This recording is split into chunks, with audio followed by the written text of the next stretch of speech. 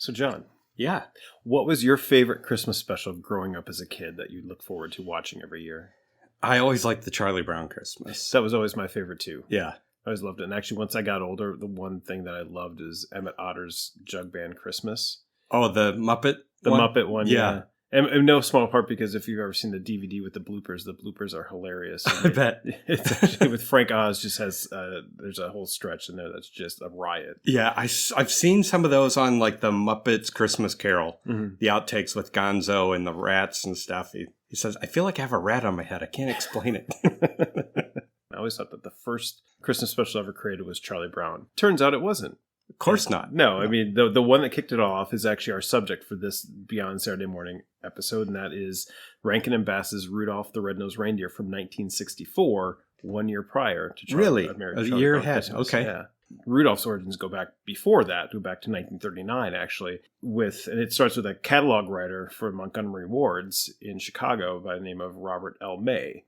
Yeah, I knew there was a connection to Montgomery Ward, but I couldn't remember what it was. Yeah, so May was this guy who always wanted to be write the great American novel, and here he was writing catalog blurbs about shirts and whatever else, Which is every writer's dream. and at the time, Montgomery Ward every year would produce a short little kids book for Christmas and hand out just for free as just like promotional Christmas giveaway for kids. Yeah. And in 1938, the end of 1938, they asked him to write whatever he wanted to write about. So he came up with this idea of Rudolph the Red-Nosed Reindeer. So May was a self-proclaimed kind of loser. He was like, when he was a kid, he moved up into school like 2 years ahead. So he was really young for like everybody in his age. Right. And he always kind of felt like an outcast. Hard time making friends. Yeah. And he always kind of felt like he was on the outside looking in. And that continued all the way through to adulthood. He always never felt like he fit in anywhere. And so he kind of poured that into this story about a reindeer named Rudolph that he came up with. Who didn't fit in. And he had a shiny nose, as everybody knows. And he turns the script in, Montgomery Ward prints it, and they ended up giving away more than $2 million, $2.4 million. Wow. Which is way beyond anything they'd ever done before. It was a huge smash. Yeah. And obviously the story was big, and Montgomery Ward is getting all this attention for it. And 8 years go by, I finally realized, oh, wait, we didn't write this, you wrote this. So they gave him the rights to it Oh, cool. in 1947. He never actually demanded it or anything like that. Sure. It was kind of one of those things, the corporate higher-ups are just like, well, that's ours and whatever. And somebody's like, well, no, we didn't. That's his story. So, the kindness of a corporation. Sure. Well, fast forward to now, there's no way. So he gets the rights in May of 1947, and he quickly runs with them. And he actually convinces a songwriter by the name of Johnny Marks, who happened to be his brother-in-law, to write a song. Cool. And Marks writes the song, and I love the story. Marks said his first version that he wrote was the worst song he had ever written. He's like, it was absolutely terrible. So he actually had to like work through it, and it turned out to be a good song. So they ended up selling it to different people. They took it to like Bing Crosby. They took it to Perry Como. Perry Como was interested only if he could change the lyrics, and they're like, no. Pass. So they kept selling it, and they took it to Gene Autry, and Gene Autry's like, no. And then Gene Autry's wife's like, no, you're going to do this. This is a great. I love the theme of this. Like this reindeer who is outcast, and he ends up becoming a hero. She's like, that's fantastic. Spoiler alert. Yeah, she's like, you should be singing that song. Yeah. So he's like, all right, I'll do it, and it blows up the charts. Goes number one pop charts, number one country western charts in 1949, and from then it's just. I mean, Katie bar the door with Rudolph the Red-Nosed Reindeer. Yeah. It is it's just a sensation at that point. Cool. And fast forward to 1963. So in the early 60s, Marks actually lived in Greenwich Village. And his neighbor and good friend of his was actually a man named Arthur Rankin, who's one of the co-founders of Rankin and Bass Productions, which is this kind of middling animation studio. They're not huge. They've done some stuff, and they're notable, but they're not really, and everybody knows of the studio. And they're chatting and they decide, well, hey, you should do one on Rudolph the Red-Nosed Reindeer. And like, oh, okay, well, let's look into it. And they kind of go back and forth. So they do these holiday specials for the General Electric Fantasy Hour. And it's, just a branded TV special that GE, like they make their own commercials in it. And it's all just 1 hour GE promotion. Okay. With a story built around it for kids. And GE likes the idea, and it doesn't hurt that they're affiliated with Montgomery Ward through a couple employees who work in both spots. Uh-huh. And on top of it, a General Electric engineer named Nick Holiniak developed the first LED light bulb capable of emitting visible red light in 1962. That's the light bulb that they use in the special. No way. Yes. Oh, that's cool. They're like, we can incorporate that into the storytelling. See, I thought you were going somewhere with like a creative engineer or something like that. No, he invented the red light bulb that they used in the show. Absolutely. So he invented nose Rudolph's nose. Is this invention from 1962? This no LED way. light bulb. Yeah. That's crazy. Awesome. This corporate synergy kind of going together, like the kind of pulls it all together. It moves forward. Rankin and Bass, then they lean on an animator that they had worked with before, this Tadahito Mokunaga, who is an innovator in Asia. He was actually the first, he produced the first puppet-based stop-motion action animation in China and Japan. Really? And was extremely light years ahead in terms of in that stop-motion animation. He was actually so good, they used to call it animagic because his movement was so fluid. Smooth, yeah. And so Rankin and Bass actually worked very heavily with him. So this is all produced over in Asia in his studio, and it all comes together. And Rudolph the Red-Nosed Reindeer airs on NBC on December 6th, 1964. Obviously, it was a huge hit, and it would result in being re-aired every year because of like the success. And Rankin and Bass then used that to establish their niche as these holiday special factory that can churn them out. And I mean, we know so many of them. There's Frosty the Snowman, Santa Claus is Coming to Town, A Year Without a Santa Claus, Nestor the Long-Eared Donkey. Yes, which is forgotten by a lot of people. As it should be. Rudolph actually would return through Rankin and Bass in 2 additional stop-motion specials in 1976's Rudolph's Shiny New Year and then Rudolph and Frosty's Christmas in July in 1979. I mean, everything about this special earned praise from obviously the animation, like the fluid movement was something that was really unique to U.S. audiences. Yeah. The story, the music, and then the voice acting. I mean, really, it's kind of funny for how notable that cast is with really only one well-known voice attached to it. Attached to the cartoon. Yeah, and it's interesting that this one, when we talked about Frosty, it was cartoon was based on the song. The story was written off of the song. Mm-hmm. And in this one, it's the opposite. Mm-hmm. You have the story and then the song and then the cartoon. Yeah. So it almost went backwards from the other ones we've done. But the voices in this, really only one name that you'll recognize unless you're really into this like we are, that's Burl Ives. Right. Burl Ives is the narrator. He was a folk singer, was on CBS radio, had over 30 albums. He was in a lot of singing cowboy roles, created the role of Big Daddy on Broadway's Cat on a Hot Tin Roof, and he actually won an Oscar for Best Supporting Actor in The Big Country in 1958. And Burl Ives has that really recognizable gravelly voice that you hear it, you're gonna go, oh, of course that's Burl Ives. And they even make the narrator look like him with his trademark goatee and stuff. And he's the snowman narrator, but he looks like Burl Ives. Yeah, and when they originally did the production on this, he wasn't added until the very end because he was the snowman. Sam the Snowman was never a part of the story. Oh, really? It was NBC and General Electric's like, well, we need a name to help sell this thing. So that's how he got in. And that's how. So it was the very end of production. They brought him into the studio. He just recorded. So he doesn't interact with anybody. It's just he's sitting there as the narrator and telling the story kind of remotely.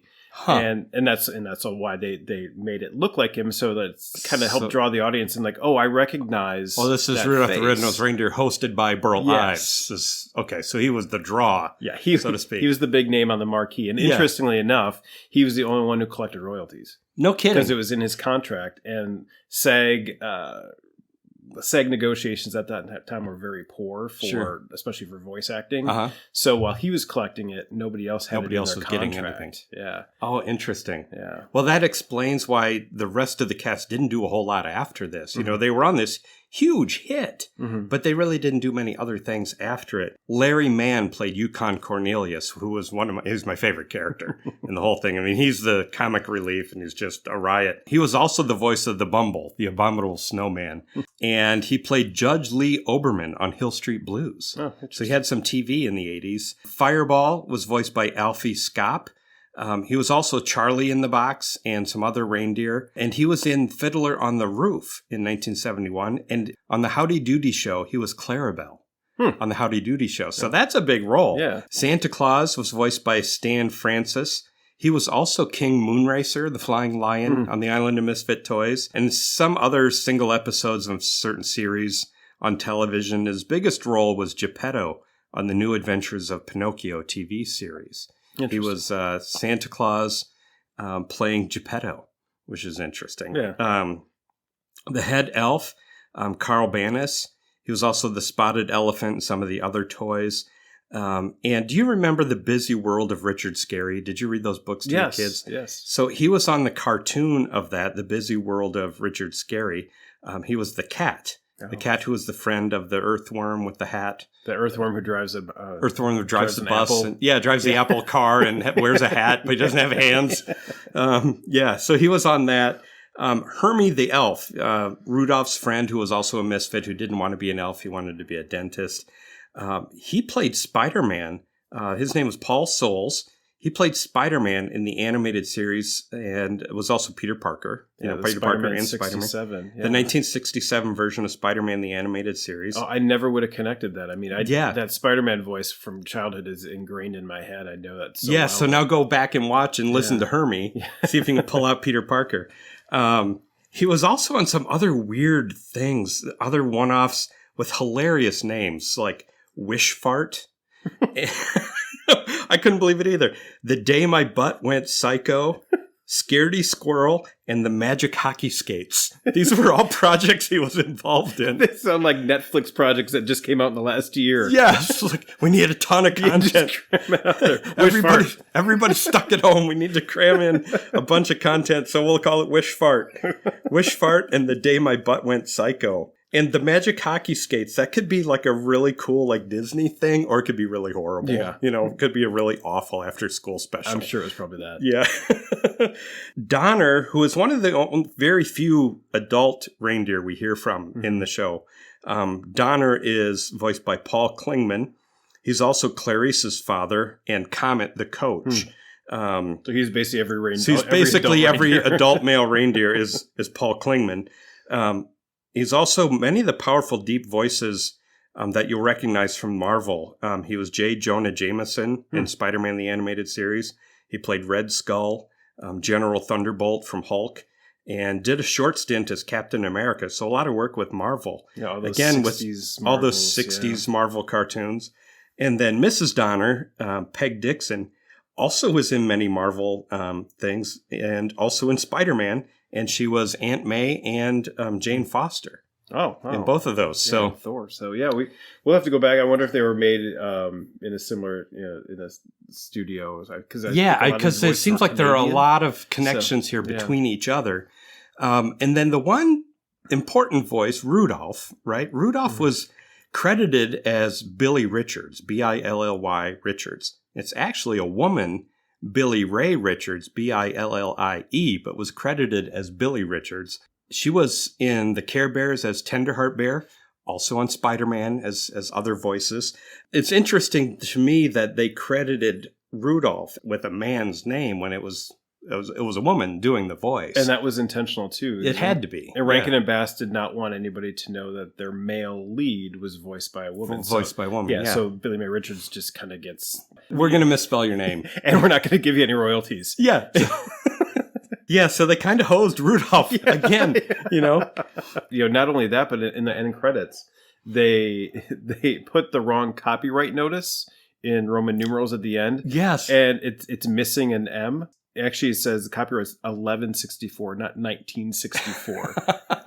Well, Santa's been around a long time.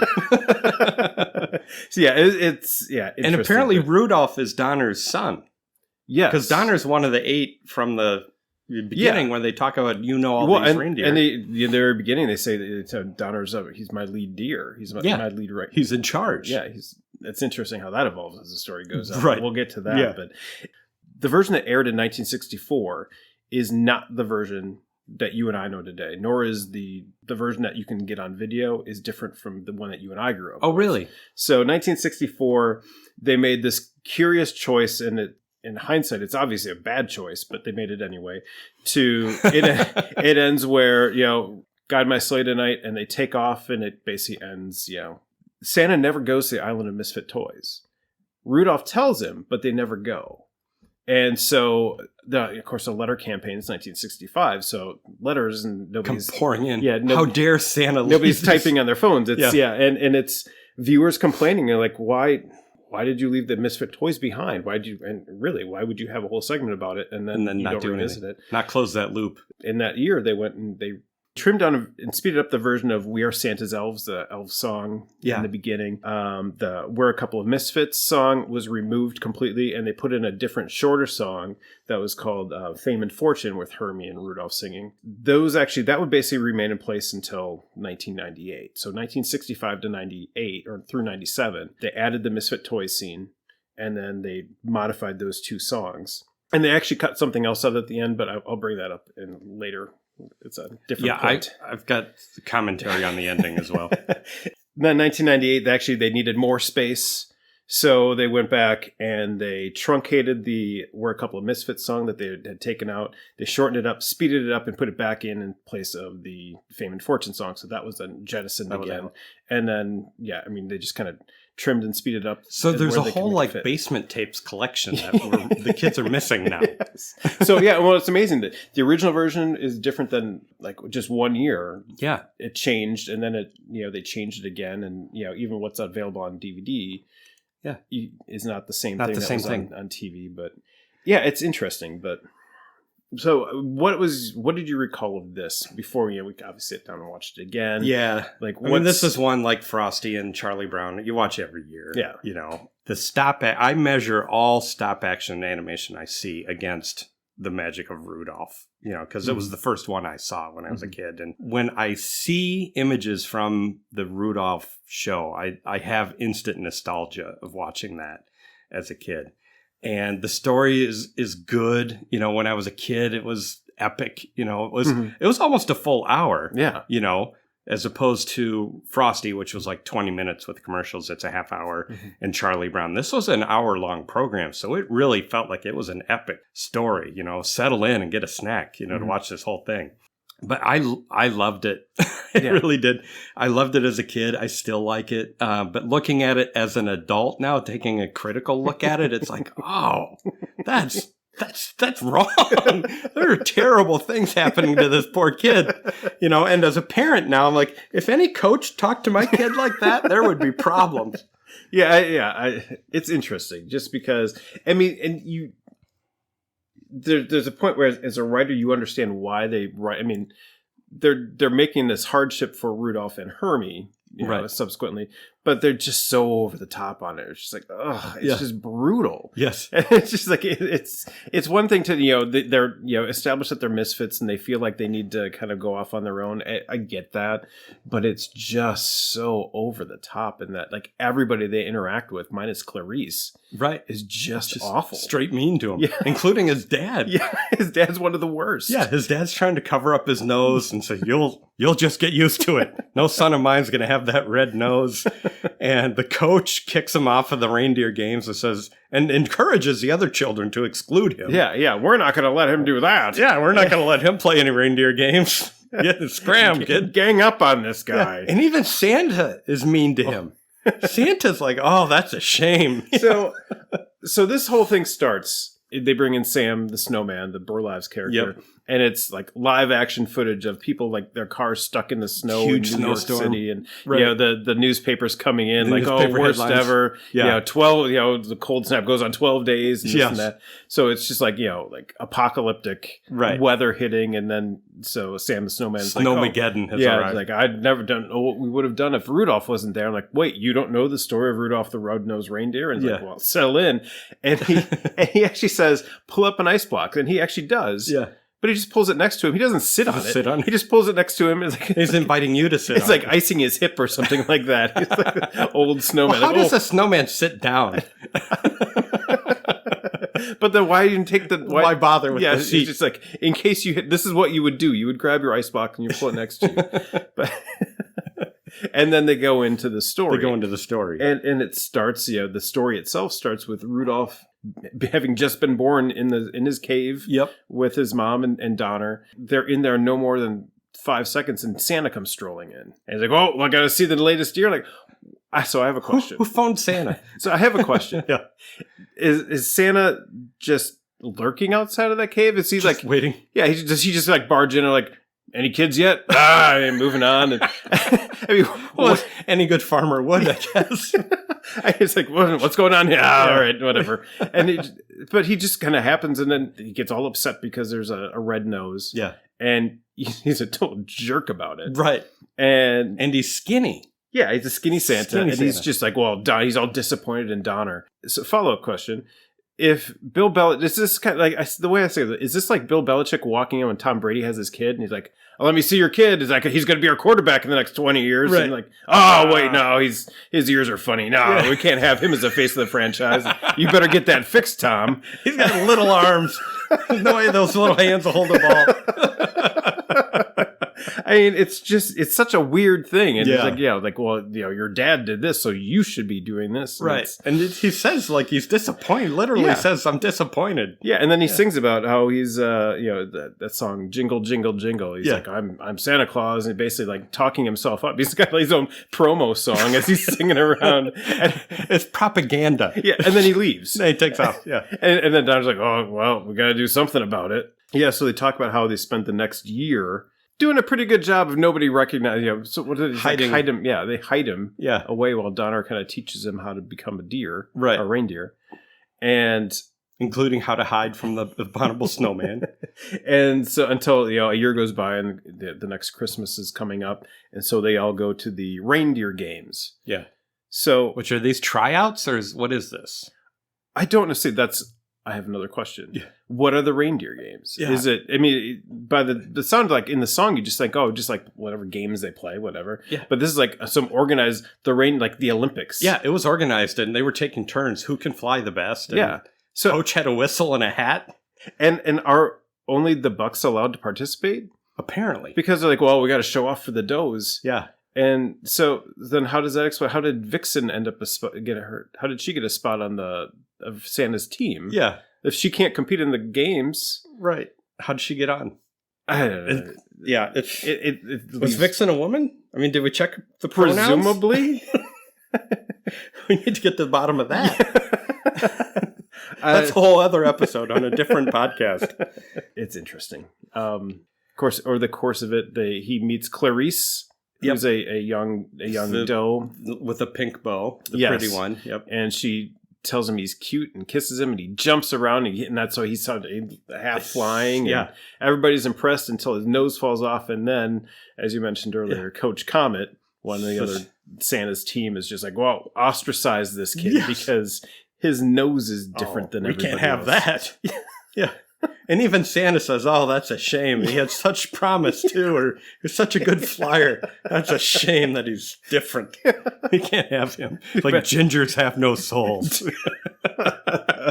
Too bad he's a loser. Right. Oh, it's so over the top, brutal. Awful to this kid. Well, no wonder he runs away. Yeah. In the meantime, in the toy shop, the elves are singing, and there's one elf who's just he's not into it. They're making their toys. They're making toys. And he's just painting a wagon, and he's just not doing it. He's just not cutting it. And the drill sergeant / head elf, what are you doing? And he finds out, I don't want to be a toy maker. I want to be a dentist. A dentist? We don't need a dentist. Did you hear that? Herbie wants to be a dentist. Yeah. And he reminded me of a drill sergeant from one of those army movies where the drill sergeant's all bravado and big voice and stuff. And did you notice Hermie's the only elf that has hair? Yeah. Well, misfits. Yeah, he was a misfit. All the rest of them were bald, and he had this beautiful wavy blonde hair, and he wanted to be a dentist. I mean, he's got brains. He's reading books. There's more to it for him than that. Yeah, he's like, I'm not gonna work the line my whole life. I can't build toys. I gotta do things. Yeah. I want to do something. I want to do something I can, I like that can help. And yeah. I'm going to become a dentist and buy a nice sleigh and have a good cave to live in. This guy can just pound down his dreams and just like, no, like, you're fired. Like, why you can't fire me? I quit. And then he goes, he's leaving. And he climbs out the window. Yeah. In the meantime, then they have this, I have a question. Yeah. What is elf practice for? For the choir, right? Yeah, so, yeah. Just how to be a better elf? Or... Yeah, so they need elf practice. They're elves. Right. You go practice being you. Yeah, go practice. We're going to human practice. And it's like, you got to learn how to go hee and ha. Yeah. And yeah, I don't even know. I mean, build toys and sing. So yeah, they have to go and perform. So the head elf gets all these elves in front of him. They put on a concert for Santa, and Santa's just not having it. No. He's just sitting there like he's like slumped over in his chair. He's like, have to do this. Head in his hand. He's like, what is going on? Yeah. And so they sing, and he's like, just checked out. But Mrs. Claus is all for it. And she's like, oh, this is wonderful. But why does Santa, if Santa doesn't care, why are they doing this? Yeah. They're doing it for Santa. I mean, so they're doing this whole literal song and dance for Santa Claus. Mm-hmm. And I guess maybe for Mrs. Claus, but I mean, it's him, Mrs. Claus, and the elves in the North Pole. Yeah. So they just need something to keep them busy the rest of the year. It must. It's starting to sound like the Hunger Games. It's like the tyrant doesn't have anything for them. He's like, well, dance monkey, go sing. I guess. I don't know, go sing or something. I got to find these elves something to do. And then that's when they discover that Hermie has left. Yep. Because it was a terrible performance because the Hermie was missing Hermie. Apparently the thing he can do very well is sing. Yeah. And apparently the entire performance was he's the only one who could carry a tune. Brought down by Hermie being gone. But, yeah. So he is left, Rudolph is left, and they kind of stumble upon each other in the snow. Right. And they... Literally, because he's like in a snowbank. He's hiding in a snowbank under a tree. Yeah, Hermie is. Which I loved, by the way, that all the trees in the forest were pre-decorated as Christmas trees. I thought that was awesome. Well, and I love that. So Rudolph stumbles into the snowbank and Hermie pops up. He's like, oh, I'm sorry, is this your snowbank? Yeah. I was going to hang here, but if this is yours. Like, I don't want to I don't want to impose. Yeah. And they both agree, like, yeah, we're misfits, and they kind of agree that we should kind of be together. We'll be misfits together, and we'll go find our way. So they kind of go. They run away. Yeah, they go disappearing off into the hinterlands of the North Pole, and they stumble across your favorite character, Yukon Cornelius. Yukon Cornelius, who was awesome because he was a huge man. And he was a prospector, and he had a dog sled, but he had like a wiener dog and like a Shih Tzu and like all these tiny little dogs pulling his sled. And they half the time they don't pull the sled. No, he picks it up. He's like, I'll show you how to do it. And he starts pulling it. They all jump on and just take the ride. That was why I loved him so much. It's because they wouldn't run, so he put them all on the sled, and he pulled the sled with the reindeer and the elf and all of his dogs on it. I have a question. Yeah. You have a lot of questions. I do. A lot of questions came up during watching this. Is Yukon Cornelius a misfit, or is he just a guy they kind of stumble upon? I think he's just a loner. Okay. Because I would make the case that he could be a misfit. He may be a misfit because for this reason, and I'm going to word it very carefully. I don't want to misspeak on this one. I might suggest that a man who has a fetish for pickaxe licking. Yeah. He might be a misfit. He might be ostracized from society. He throws his pickaxe in the snow, and then he smells it and he licks it to see if there's presence of gold or silver there, or peppermint. Yeah, and he's all disappointed. Like, oh, nothing. Nothing. Yeah. Nuts, nothing. Yeah, maybe he got thrown out of the mining camp. Like, dude, I'm not working next to this guy. I wonder why his tongue didn't stick to the pickaxe. Yeah. Well, and it's interesting because there is a bit of, you mentioned the peppermint, and I'm glad you did, because so the original 1964 version, when after the sleigh takes off and they go flying off, they're celebrating, and he throws his pickaxe up and it lands, and he does the whole weird licking thing, and he's like, peppermint. Yeah. I've discovered, like, this is what I've been looking for all along, a peppermint mine. Yeah. And it's, just outside the... just right outside the Santa's workshop. Yeah. So he's thrilled because he's discovered what he's been looking for the whole time. Sure. Granted, I'm sure he gets down there and realizes that Santa's been, like, sending the elves in there to mine, like, slave labor in there or something. But or does he got to tear down Santa's village to strip mine looking for this peppermint? So that was the original. That was actually originally at the end. And that was one of the things that was pulled out in order to fit in the Island of Misfit Toys revisit. Yeah. Interesting. Yeah. It would have explained that a little bit more as opposed to this way. So he wasn't really focused on silver and gold, even though they sing a whole song called Silver and Gold. Right. He was really looking for really looking for peppermint, which is actually makes me like him even more. Yes. So when they get cornered by the Bumble and Yukon and Rudolph and Hermie are going to rescue Mrs. Donner and Clarice because they've been captured by the abominable snowman. And Donner's there too. Actually, Donner's there too. And they coax him out of the cave. And at that second, he reminds me of the Womp on Empire Strikes Back. And like the cave scene and the snow monster and everything. And they're up there and they just knock snow and a big rock onto his head and they knock him out. And then Hermie pulls out all his teeth, which is just awesome. Because he's using his skills as a dentist to save the day. What I love is just the random... They draw him out of the cave by having Hermie oink like a pig. There's only one thing he likes more than deer meat is pork. I've never seen a Bumble turn down a pork dinner. Yes, that's what he says. See, that's why I love Yukon Cornelius. It's just great.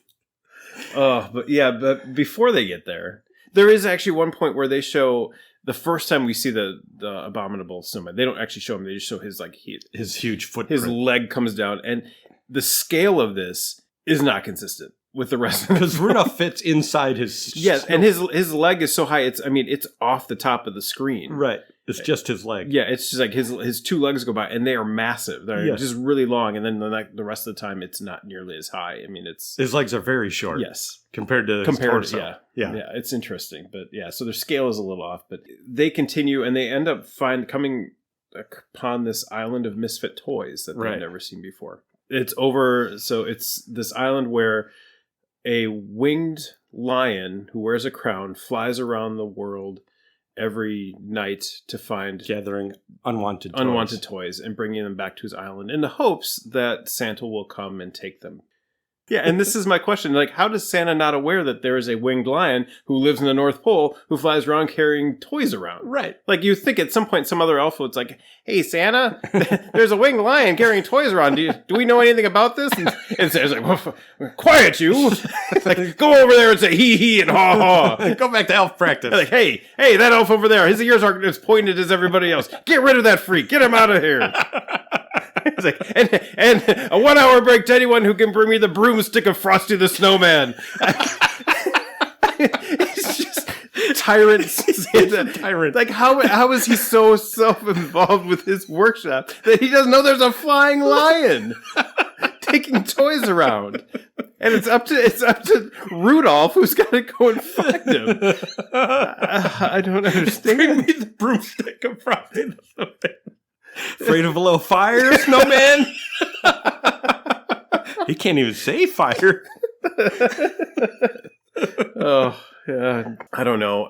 Santa's an interest. We've talked to, there's certain Santas where you got to nail it or you don't. And this Santa they don't nail this one. This Santa's not likable. Yeah, and how many neighbors does he have in the North Pole anyway? It's not like there's many neighbors, let alone a flying lion. Right. They've got to be aware of somebody else in the proximity. I mean, you think of where a neighbor like that would stand out? Yes. Like you recognize in your neighborhood, oh, that neighbor's got a boat. Yeah, he's not hiding. He's flying around every night. If it was a flying lion, I'd pick that out pretty quick. Yeah. And what was your favorite misfit toy? As a kid, I always liked the elephant. The polka dot elephant? Yeah, the spotted elephant. Yeah. Which I have a question about the elephant now. He's just a spotted elephant. Why is he a misfit? Does every child want just a gray African elephant? Or I mean, are the spots pox? Does he have some kind of disease that he's actually quarantined on the island until he gets better? Yeah. Or until a cure is found? Right. I mean, they are pink spots. It looks. I mean, no, it's could be a sick elephant. Yeah, and I was like the cowboy on an ostrich. On an ostrich. Yeah, I like the owl that could swim. Yeah. The owl that didn't fly, but it could swim. And the boat that couldn't float. The boat that didn't float. Yeah. The Misfit toys are an interesting collection. Yeah. Which, in the water gun that squirted jam. Yeah. I thought that was awesome. That'd be fun to have. It's a nice kitchen utensil. Right. All right. You know how quickly you can make a sandwich with that? So they discover that upon this island, and they ask King Moonrazer if they can stay, and he's like, yeah. I did love King Moonrazer's voice, because, this big kind of scary line, he's got this very friendly... Come closer. How can I help you? Yes. And he's like, oh, well, this island's only for toys. Right. The living things need to go out and, and it's like, well, it's... Maybe you could ask Santa for me. He's like, yeah, you can spend the night, but, I would ask that you would talk to Santa for me. And Rudolph says, I will, when I see Santa again, I will tell him about you. Yeah. Which it kind of creeped me out that this winged lion was so friendly. I'm like, is he trying to lure them in? Come here and look at my toys. Go stand on that X over there on the floor. It's the best view of the island. Yes. Oh, don't mind this lever over here. Yeah, never mind. Pay no attention to that man behind the screen. That's the second Wizard of Oz reference we've had in this show. This is really a rewriting of the Wizard of Oz. Yes. I didn't realize it. Yeah, everything is. Anyway, so Rudolph disappears. He decides he's going to go off on his own because his nose is what's keeping the abominable snowman and putting his other friends in danger. So he takes off in the middle of the night. They're one night on the island of Misfit Toys. He bolts and kind of leaves them behind and spends the rest of the year on his own, kind of dodging the abominable snowman. Yeah. Trying to make friends and not having a whole lot of luck with it. And, over the course of years, his antlers come in. He's gone a long time. Yeah. Yeah, like, I mean, it's the news reports at Santa's workshop are like, presumed dead. Yeah. Missing and presumed dead because he's been gone for more than a year. What I think they did so well on this is one of the ad break cliffhangers is right after he leaves, he gets on this ice float and he's going and you see the Aurora Borealis and then there's this ominous roar of the abominable snowman. Yeah. And then it cuts to commercial. Yes. Like, oh. Now what? This whole sense of dread and foreboding for Rudolph is so palpable in that one moment. It's perfect. It's so well done. Yeah. They never match it again. No. But no, it's eventually you lead Rudolph back to the North Pole. He gets back there. He finally decides, all right, whatever. I gotta go see what my parents are up to. And it turns out they're gone. Yeah, because he goes home and he's asking for them, and there's Santa lurking in this cave. Why? Is he looting? The Donners are gone. I'm gonna grab their stuff. They're not gonna need this stuff now. Like they're gone, and so he's like, they're gone, Rudolph. They went looking for you, and, and Clarice too. She's gone too. Like, everybody just instantly knows where Clarice is as well. And but so he ends up tracking it down and finds out he knows that they were looking for him. So he goes back and decides that it's and that they are they're held in the cave of the abominable snowman. Right. And Yukon Cornelius and Hermie this whole year have been looking for Rudolph. Right. And they all come together. They come together, and as you mentioned, that they bring the abominable snowman out, pull his teeth out. Yeah. And then I have a question. Why does Yukon Cornelius then proceed to attack the abominable snowman who's toothless? Yeah. And just he's like, he's just like kind of, you feel bad for him. He's like, he has no teeth. Yeah. And he's just like, what is going on? My teeth are gone. What has happened? And Yukon just says, they're nothing without their chompers. And then he charges him with his dogs, and they drive him off the edge of a cliff. But he goes over with him. Yes, with the dogs, too. And the dogs. And they all disappear. Yeah. Down into the abyss. And of course, then Sam the Snowman says, well, they all missed their friend, but they needed to get back for the North Pole because it was Christmas Eve. Yeah. He fell in a crevasse. There's no coming back. Yeah, that's too bad. Well, let's go. Yes. And so, they go back to the North Pole. And, that's when this bad weather kicks in, and Santa's like, well, we can't do this. Christmas is canceled. Yeah, he's like, I can't do this. Mrs. Claus spent all that time fattening him up. The children are expecting a fat Santa, she says. You elves have been spent too much time singing and not getting me ready for this. So it's all your fault. And then as he breaks the news to everybody, Rudolph's nose is shining and he's like, oh, Rudolph, that's so annoying. He's like, well, wait a second. I can use you to do my job. Right. You, the one all of a sudden you're valuable. Who's ostracized for the last year, but now we could use you. So, and so he asks Rudolph to lead his sleigh, and Rudolph, of course, says no. No, he says yes. He says yes, but he had, by all rights, should have said no. I mean, I talked to Tell a walking fat man. Yeah. Why don't you jump? Yeah, well, one of my favorite Twitter feeds, we talk about that Super 70s sports, and one of my favorite posts he ever did is that scene, and Rudolph says, let's see, Santa, Rudolph's got a long memory. How about no? Oh, but they hitch Rudolph to the sleigh. To the front. And the sleigh takes off. Of course, he has told Santa, he's kept his promise, he's told Santa about the Island of Misfit Toys. And so he's leading, so he gets to take him there too. Right. But did you notice when the sleigh takes off, there's 7 reindeer, not 9? Yes. That's what I wanted to talk about. The front 2 are not there, and you know who are the one of the front 2 that's not there? Donner. Donner's been booted. Right. In place of his son. Yeah. So his son took his spot. It's like karma for all his bad behavior for his son. He's like, yeah, you're not the lead deer anymore, dude. Maybe that was the side conversation. Okay, Santa, look, I'll do this, but you got to get rid of my old man. Because I'm very specific about Santa scenes where there's got to be 8 reindeer. Yeah. They list them all in the song. Yeah. Like, there's got to be 8 reindeer, plus Rudolph makes 9. And there's a whole controversy every time a song mentions 8 tiny reindeer. It's like, oh, wait a minute, you forgot one. Yeah. And I saw that, and I'm like, okay, Flintstones had 4. These guys have 7. Like, is there anyone or even in Frosty the Snowman, they had 4. Yeah. Like, does anyone have 8 reindeer anymore? It's just lazy. Yes. But I like to think that not only Donner, but Comet is the other one that got Comet. Rudolph's like, like, so Rudolph comes back a hero, and then all of a sudden they're like, hey, you remember Comet and Donner, how they treated, let's cancel those 2. So how was your flight, coach? Yes. They canceled Coach. Comet and Donner have been canceled. They're no longer on the team. Yeah, it's interesting. But then they go back to of course, the first place to go is the Island of Misfit Toys.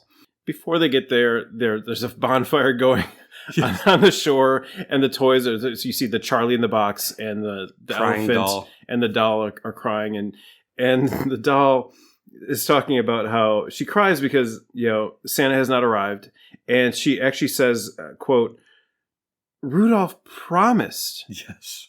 Okay, all right. He did not. He did not promise. He did not promise that. He told King Moonracer, I'll tell Santa. That he will tell Santa Claus. Yep. And he does. Promise fulfilled. He's done what he said he'd do. Promise I'll tell him. So we don't really know what this what makes her a misfit. So my guess is it's either she's a liar. She has a horrible memory. Yeah. Or she has some serious PTSD from a previous child owner, like a la Jessie from Toy Story 2. Yes. And she's just Jessie escapee. She's just walking trauma. And this is just like no one wants pulling onto her issues. Nobody wants to deal with that. So thankfully, though, they do arrive, and hopefully she finds her new home and she's all better. But so they show up, and of course the special ends with them like throwing throwing the toys down. The toys out of they hand them an umbrella, and they toss them out of the sleigh. And that's they didn't even slow down. Chucking them out. Good luck. Well, it was like the Flintstones. Apparently, that's how they do it. That's how Santa's. That's the most efficient way to do it. Santa's got no time to stop. Yeah. The light is green. There you go.